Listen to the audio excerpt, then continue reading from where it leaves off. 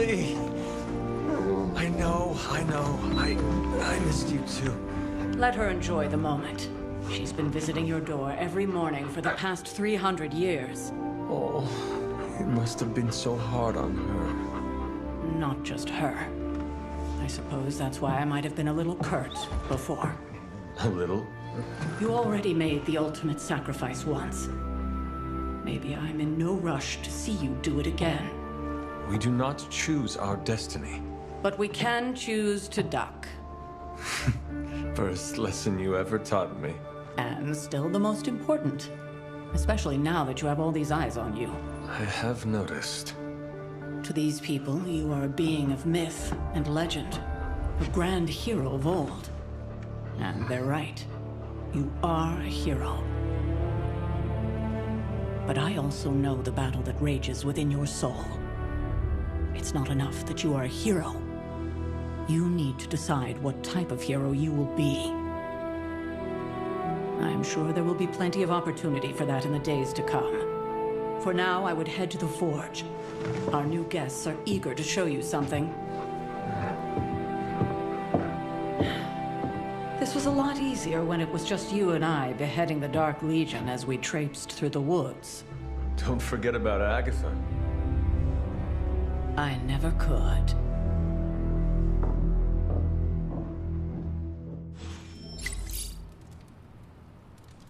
Charlie was restless all night. I should have known something was wrong.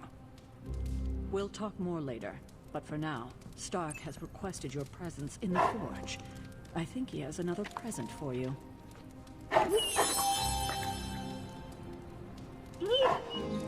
Hey. I'm not sure we've ever had so many eager new recruits come along in such a short time. You must be doing something right. I don't recall ever having this many active suns at one time. I suppose it should be reassuring.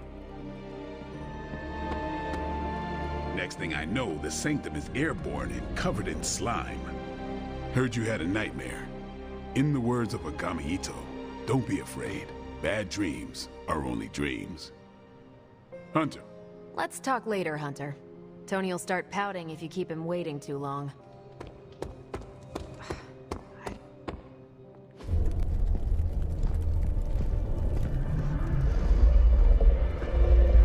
Now? Think you can tell your friend inside there to turn it up a few hundred Kelvin? I could. However, it might shatter the containment spell preventing him from incinerating this facility. I think we're good.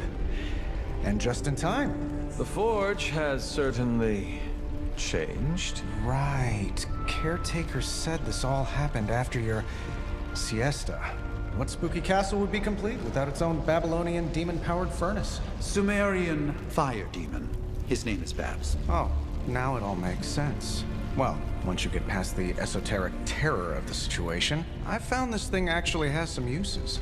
Molecular bonding, breaking down evil gamma serums, fashion accessorizing. Yes, speaking of...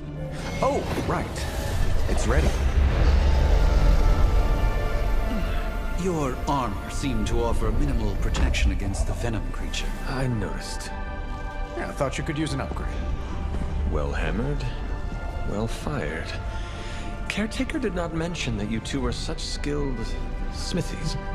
Yep, I am Iron Smithy. Perhaps you should just try it on.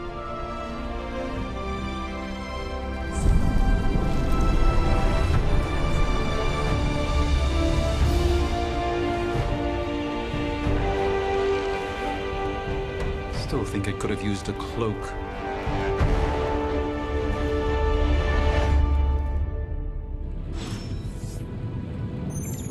Stylish, damn near indestructible, and we even got the size right. Not bad for our first collaboration. I still think it could have benefited from a cloak. You think everything could benefit from a cloak?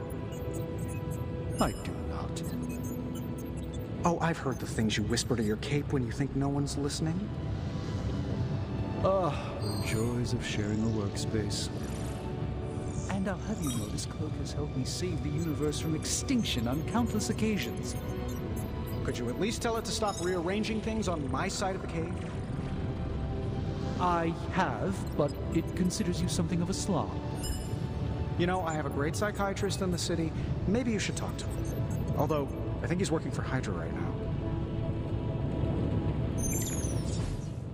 I hate to admit it, but somehow this ancient forge puts any arc reactor I've got to shame. Who would have thought mystically bound demon power would be so damn energy efficient?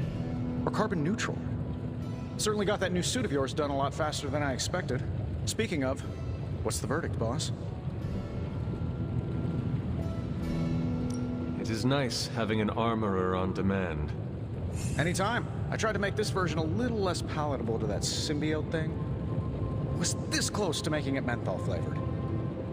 But tools are just one part of the equation. You gotta know how to use them too. You were out, what, 300 years before we woke you from your eternal rest? I'm betting you have questions, so ask away, Hunter. I take it this new version is a technological marvel? Impact-resistant carbon composites, some patent-pending alloy mesh, and a few touches from Dr. Spooky over there. And hey, the built-in communicator means we can talk to each other without sending a raven. So it is a marvel, then? Lightweight, nearly indestructible, and modular enough for future upgrades. Frankly, I wouldn't have used your old suit to wax the Mandarin's car. Is all this magic a threat to your new technology? It might surprise some people to hear this, but I do like some things with rules. Isotope decay, magnetic fields, and gamma oscillation make a lot more sense to me than Eye of Newt, bat wings, and a sprinkle of sunshine. At least they did before everything changed.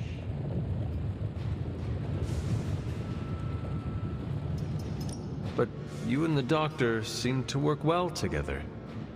Well, no need to put a label on things. The guy is good at making sense of this madness every now and then. He's not talking to his cape. Seen anything strange around here? What, other than my roommate? Boom! Roasted! But on a more serious note, this place is legitimately haunted. Mirrors look back at you. My room rearranges itself. And worst of all, magic cats. Was it suspiciously elusive, even for a cat? Actually, yes. Thought I was going crazy there for a second, but clearly I'm still firing on all cylinders. It just poofed in next to me out in the yard. Small, black, furry. Cute little thing. Probably some kind of shape-shifting monster knowing this place. What sort of things are you doing in here? Oh, that's right. You were out a while. Basically, we've got a gigantic demon inside the magic box here that provides near limitless power for whatever we might need. Sounds insane, but sometimes it's easier to just go with it. Okay. So, why not magically create a way through that symbiote shield? Have you ever known it to work that way? We can't just wish upon a star here. We need to know what we're making first and put together the right components. Otherwise, I'd have already whipped up Strange a new personality. You must have an interesting origin story of your own. Well, just your typical American boy. Pops was a founding member of the military-industrial complex. Mom, a famous socialite. Tragedy struck when I lost them both in a car crash, which turned out to be a hit from a rival corporation. I spent my early teens at MIT, trying to clear my head, and was all set to follow in Dad's footsteps as a war profiteer. Then one day, fortune shined on me, in the form of some errant shrapnel that lodged itself just above my heart. So I did what anybody in that situation would do. I built a supersuit and started fighting crime. You sound pretty pleased with yourself. Now you're starting to sound a little like Pepper. And Jennifer. Of course, they both think I'm full of something else. Thanks for catching me up on things. Anytime. Oh, and speaking of things, remember that creepy gamma goop you found from that hopped-up Hydra soldier? Well, I gave it a peek, and it explains a lot. If you have a minute, meet me at the anvil over there, and I'll walk you through it. I promise it'll be worth it.